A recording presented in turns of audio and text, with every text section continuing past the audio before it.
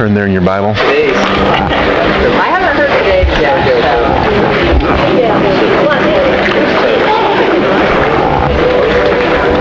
That's right. Do I have the booklet?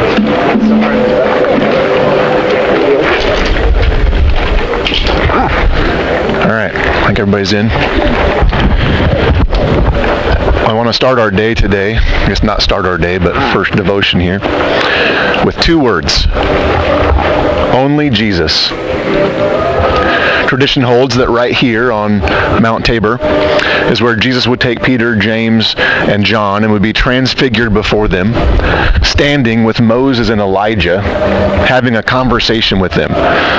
Just 6 days before they would come here, Jesus had predicted his own death, and Peter pulled Jesus aside to reprimand him.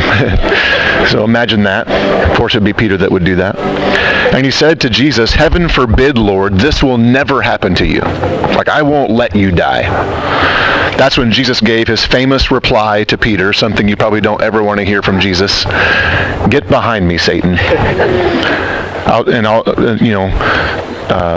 When he said that, he basically was telling Peter, you're seeing things merely from a human point of view, not from God's.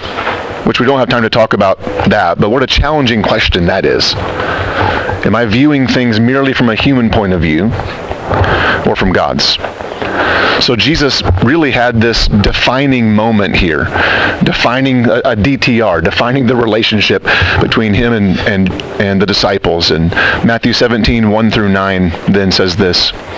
6 days later, Jesus took Peter and the two brothers, James and John, and led them up a high mountain to be alone.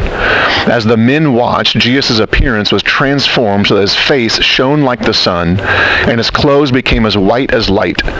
Suddenly, Moses and Elijah appeared and began talking with Jesus.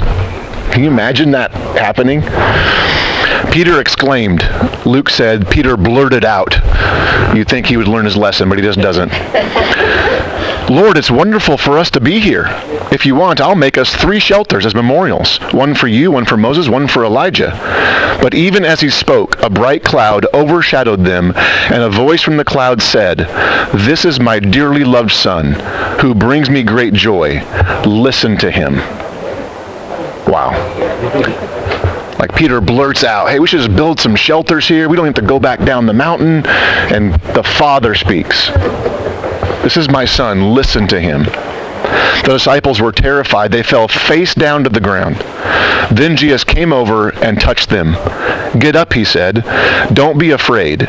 And when they looked up, Moses and Elijah were gone, and they saw, here's our 2 words, only Jesus. Only Jesus. And that phrase has always stood out to me. As far as we know, Peter, James, and John are the only people ever, if I don't think there's any other record of anybody else ever after the death of Moses and Elijah seeing them in person. So they're the only people that we know of as humans outside of Jesus who saw Elijah and Moses after their death. They saw them hanging out with Jesus. On top of that, they hear the audible voice of God. So talk about like seeing some signs and wonders, right? A story to tell. But in the end, what was most important? It's our 2 words for today. Only Jesus. And what did God say about him? Listen to him. Listen to him.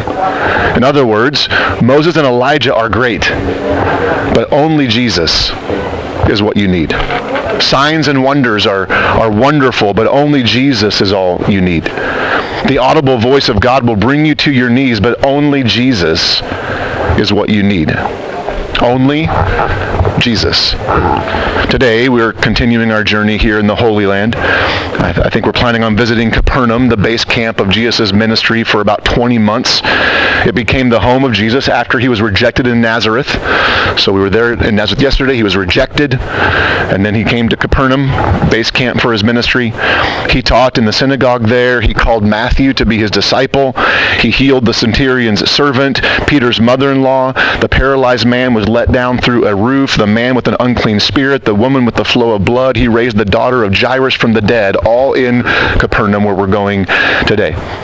You might say that prior to his death and resurrection in Jerusalem, Capernaum is the most influential city in all of Jesus' ministry. But only Jesus.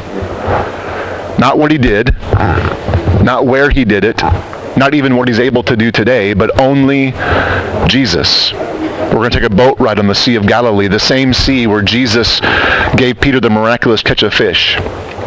The same sea he calmed with his voice more than once. The same sea he walked on and empowered Peter to walk on. But only Jesus. Not what he did, not where he did it, not what he's able to do, but only Jesus. Listen to him, God said. So ask him again today, what are you saying to me? What are you saying to me right here on this mountain where, Jesus, you were transfigured before the disciples and stood with Moses and Elijah talking with them? So often I personally long for and look for the signs and wonders. I want to stay on the mountain, but only Jesus. Only Jesus. So we're going to sing today. Are we starting with the blessing? We'll do What a Beautiful Name. We're going to start with What a Beautiful Name. And then since Boaz started our day with the Aaronic blessing, I thought it was fitting if we would sing the blessing as well today. So we're going to do that. I'm going to give you this mic again too, Devin.